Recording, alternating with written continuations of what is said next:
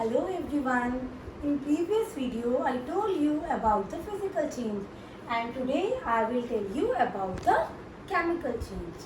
So बेटा physical और chemical change जब मैंने आपको पहले physical change करवाया उससे पहले मैंने आपको बताया कि physical properties क्या होती है substance की. So before starting chemical change I will tell you about the chemical properties of the substance. So हम करते हैं कि क्या होती है chemical properties. So chemical properties are the properties that can be measured और observed.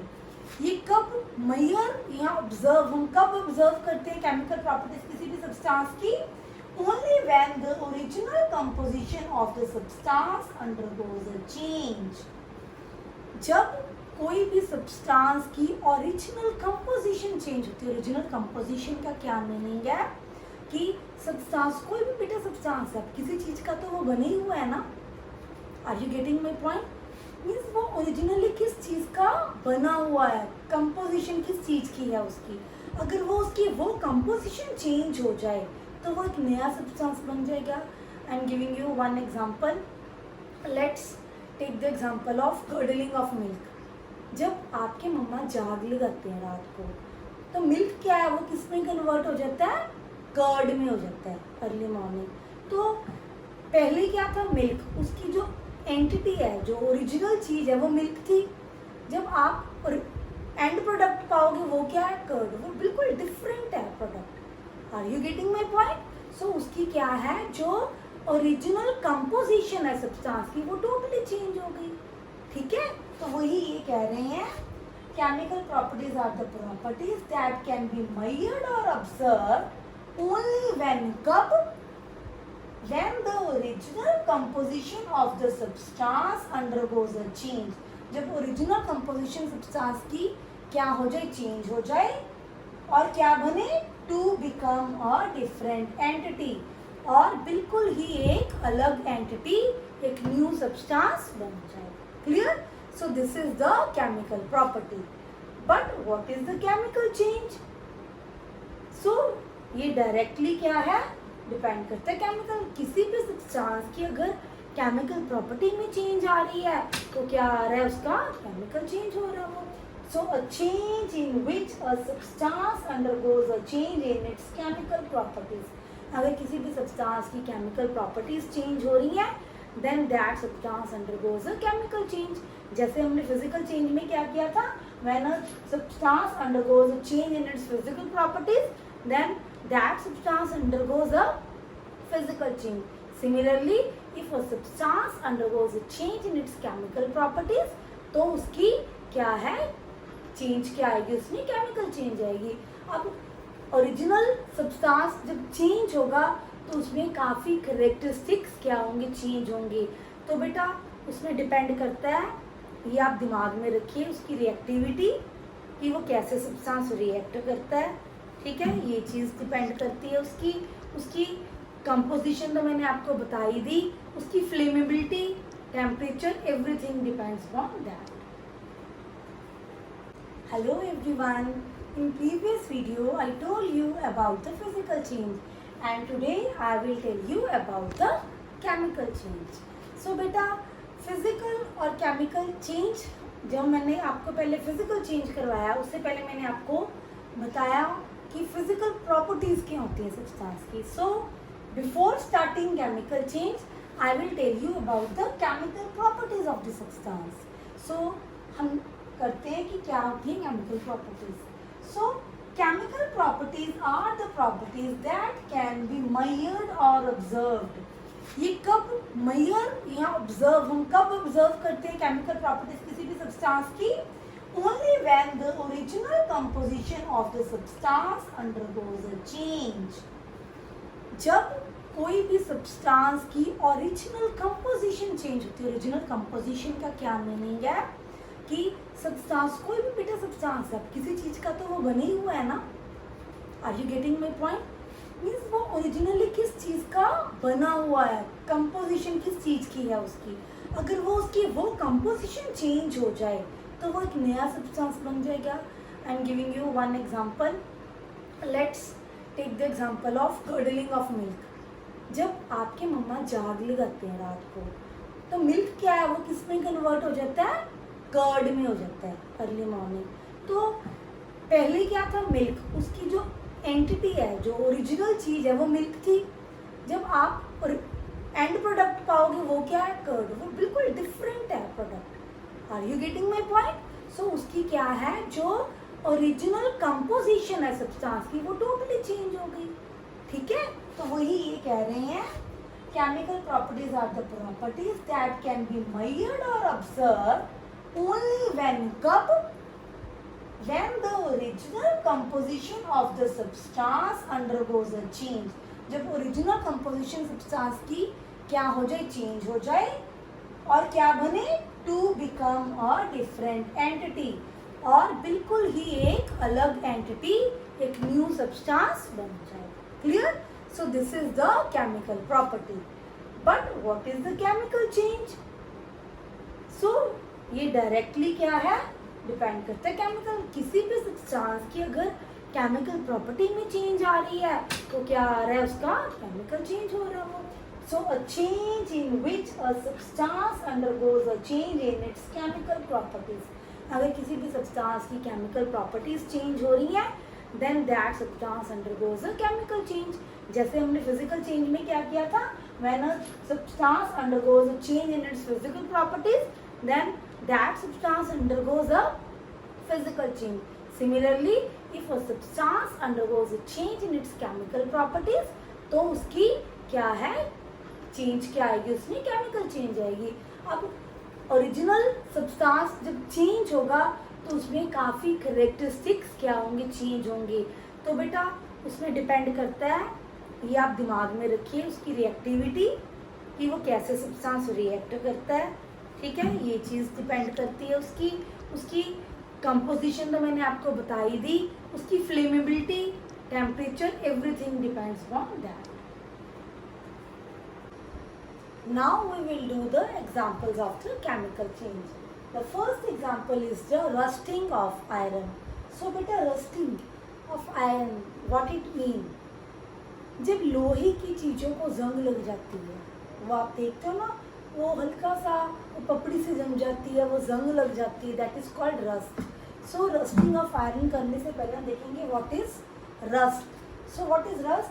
A reddish brown substance that is formed on the surface of the iron due to the action of air and water is called rust. बेटा जब कोई भी लोहे का object, iron का object suppose बाहर पड़ा है, कई बार आप नोट करते हो आपके घर का कोई भी आयरन ऑब्जेक्ट, कोई सीजर है, कोई मेन आयरन का, जैसे कोई वाटर कूलर है, ठीक है, डेजर्ट कूलर्स आप चलाते हो, वो पड़े रहे बाहर, बारिश हो रही है, ठीक है, हवा है बाहर, ठीक है, और आप क्या देखते हो कि उस पर जंग लगनी शुरू हो जाती है, पपड़ी सी है ना, रेडिश ब्राउन कलर की, वो जमना शुरू हो जाती है। वो क्यों होती है?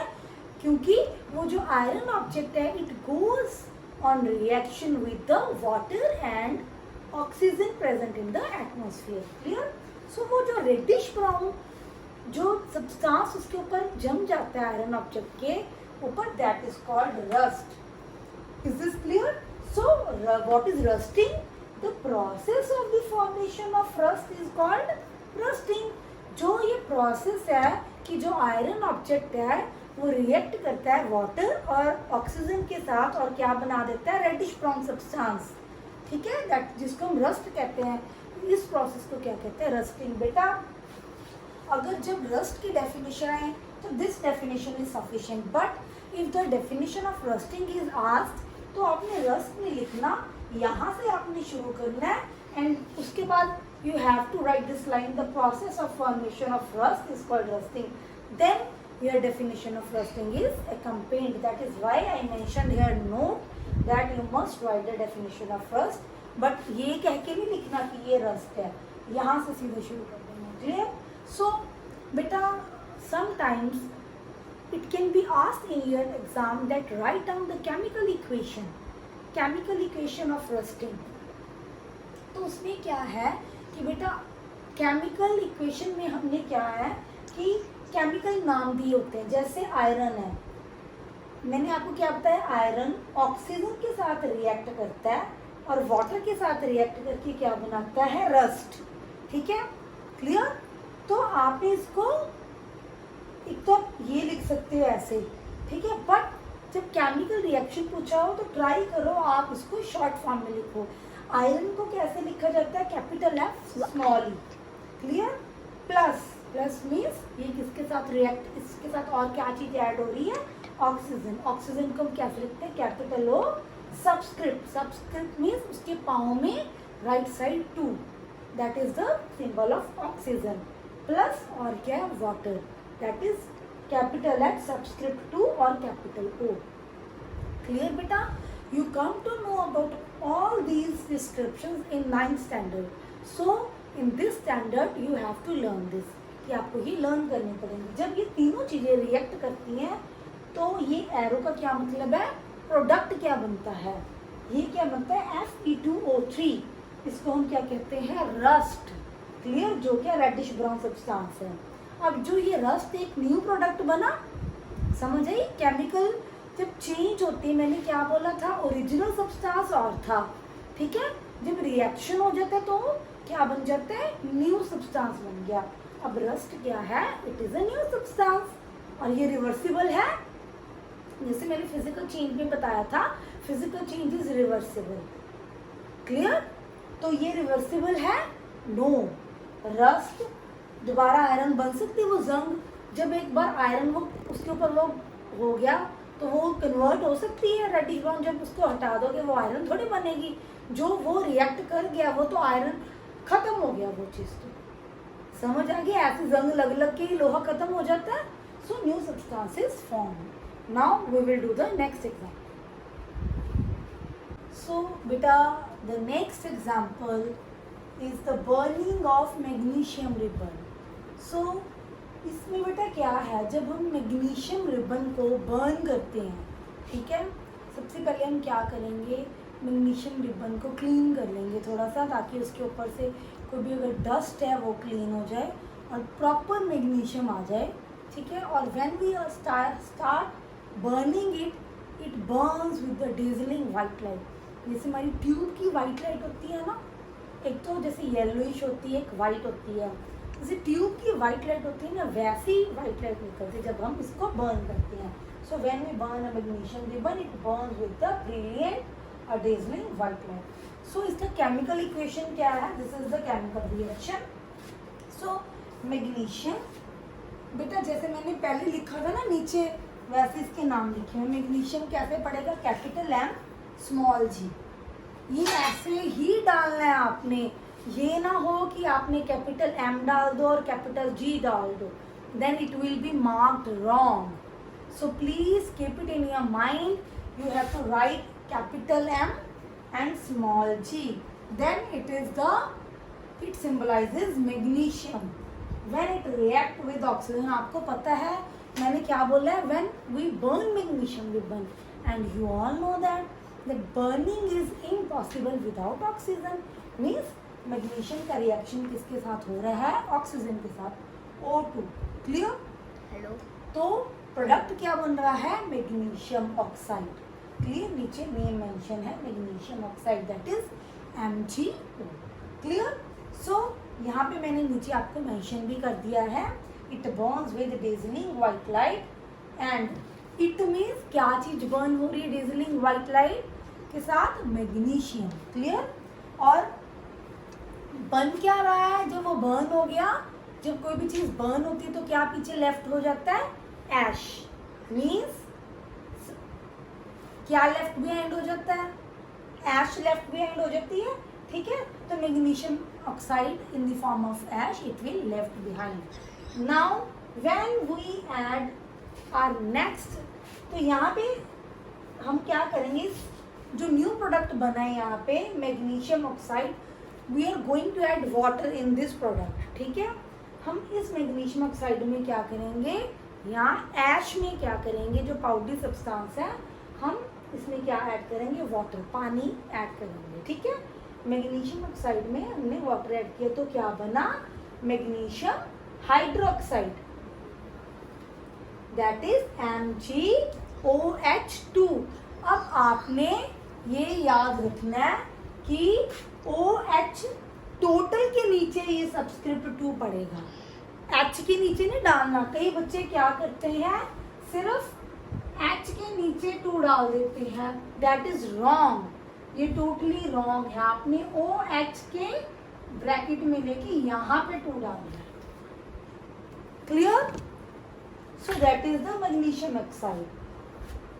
फिर भी ये क्या बना, न्यू प्रोडक्ट बना। सो केमिकल चेंज ये कि पहले मैग्नीशियम था, ऑक्सीजन के साथ रिएक्ट करके मैग्नीशियम ऑक्साइड बना, वो भी क्या एक न्यू प्रोडक्ट। जब मैग्नीशियम ऑक्साइड है वो वाटर के साथ रिएक्ट करके क्या बना, मैग्नीशियम हाइड्रोक्साइड, ये भी क्या है एक न्यू प्रोडक्ट। बेटा आप एक इम्पॉर्टेंट पॉइंट है जो मैंने नीचे लिखे हैं, you have to remember this point. वो क्या है, When anything react with oxygen, जब कोई भी चीज ऑक्सीजन के साथ रिएक्ट करती है तो उस चीज का क्या बनता है, ऑक्साइड।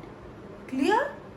जब कोई भी चीज वाटर के साथ रिएक्ट करती है तो उसका क्या बनता है, hydroxide. Is this clear? So you have to remember this. Now beta, the third example of the chemical change is the copper sulfate solution reactions with iron. सो बेटा कॉपर सल्फेट सॉल्यूशन सबसे पहले हम कैसे बनाएंगे, we will do this. Readymade copper sulphate is available in the powder form. We have to mix it with the water. When we are going to mix the copper sulphate powder with water, what is going to be formed, copper sulphate solution which is blue in color. So now we will start doing the reaction. We will take this copper sulfate solution in a bowl or in a beaker, and we will put any object which is made up of iron. We can take any object of iron. It may be iron nail, it may be iron blade, it may be iron scissor, anything you can take. Here we will take the iron nail. One thing beta, I will tell you this, that here I am not writing the symbols.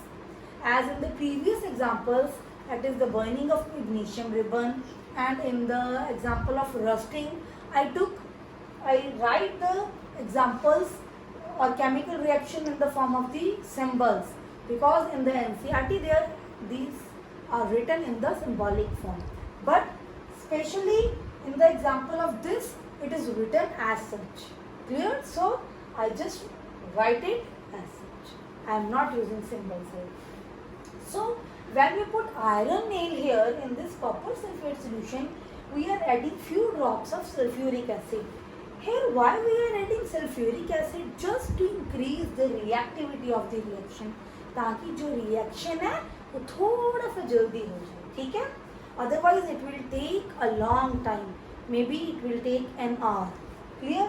So उसकी reactivity increase करने के लिए अब क्या होगा, जो ये blue colour का solution है copper sulfate, when we are going to put iron nail, after some time, maybe 10 minutes or 5 minutes, what you will be observe, that this blue color solution, it will be going to convert into the green color solution. And what is the reason for this?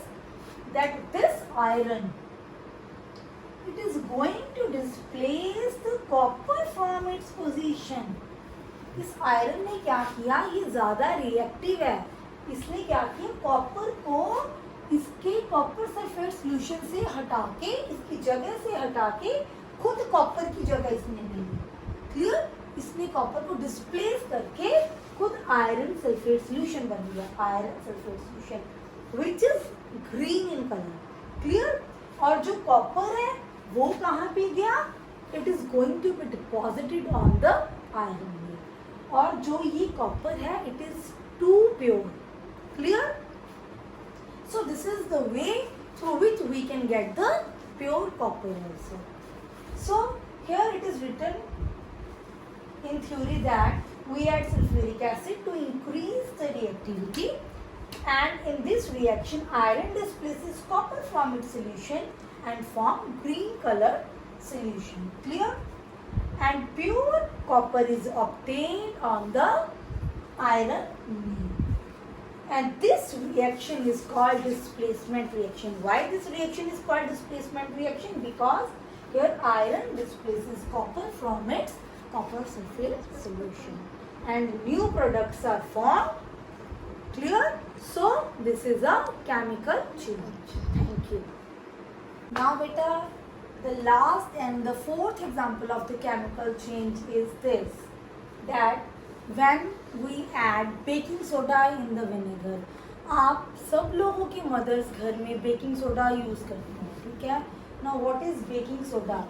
Baking soda क्या है? Sodium hydrogen carbonate. Clear?